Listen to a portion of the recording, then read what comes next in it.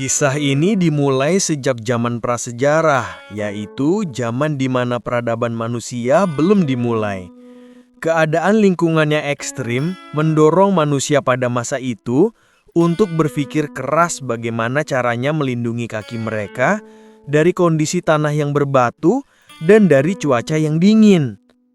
Lalu, manusia mulai melakukan uji coba dengan membuat pelindung kaki dari kulit kayu, akar-akar pohon, dan dedaunan.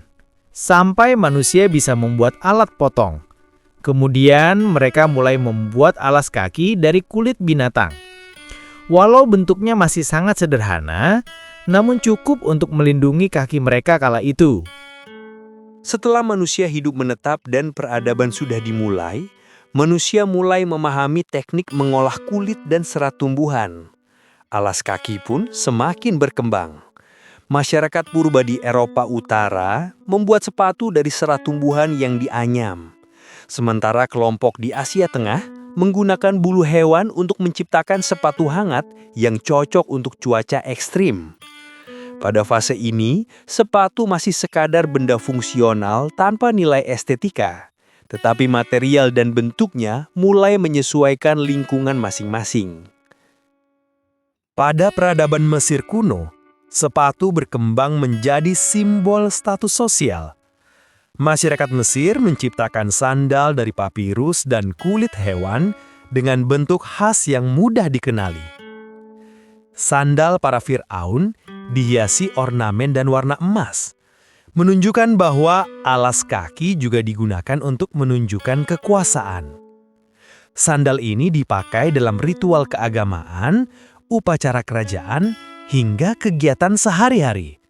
Namun tetap mempertahankan fungsi dasar sebagai pelindung kaki. Wilayah Mesopotamia dan Persia juga berperan besar dalam evolusi sepatu. Mereka mengembangkan sepatu kulit dengan pola jahit tertentu yang memungkinkan sepatu mengikuti bentuk kaki. Beberapa sepatu memiliki bagian atas tinggi untuk melindungi pergelangan, terutama bagi prajurit. Sepatu-sepatu ini tidak hanya fungsional, tetapi juga dirancang agar tahan lama, menunjukkan keterampilan pengrajin yang semakin maju. Di Yunani kuno, sepatu menjadi bagian penting dari identitas gender dan budaya.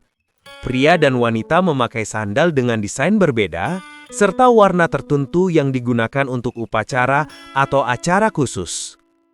Orang Yunani menaruh perhatian besar pada simetri dan proporsi, sehingga bentuk sandal mereka pun dirancang dengan estetika yang baik.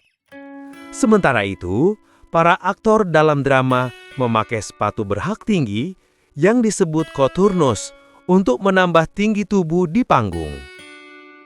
Bangsa Romawi kuno kemudian membawa sepatu ke tahap yang benar-benar revolusioner.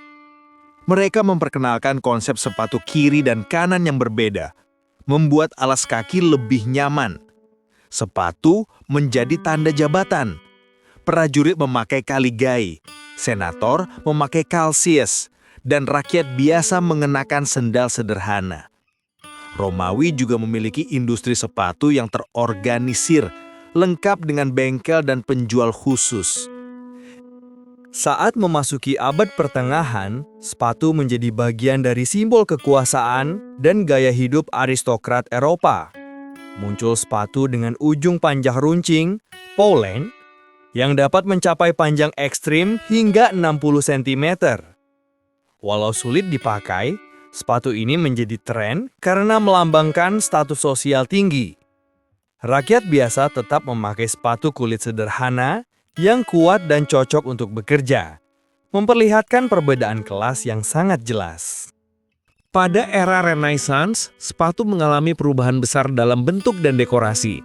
Bangsawan menggunakan sepatu dengan sol tebal, bahan beludru, bordir emas, dan permata.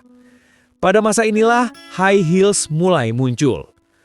Menariknya, pada awalnya hak sepatu dipakai oleh laki-laki, terutama bangsawan dan prajurit berkuda, karena membantu memberikan stabilitas saat menunggang kuda. Sepatu mulai menjadi ekspresi seni dan fashion.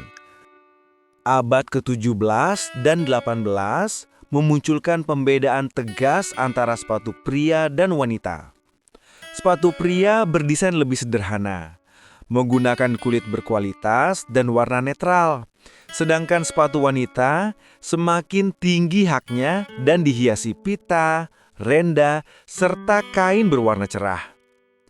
Pembuatan sepatu tetap dilakukan oleh para pembuat sepatu hali yang menghabiskan waktu berhari-hari untuk menghasilkan sepasang sepatu.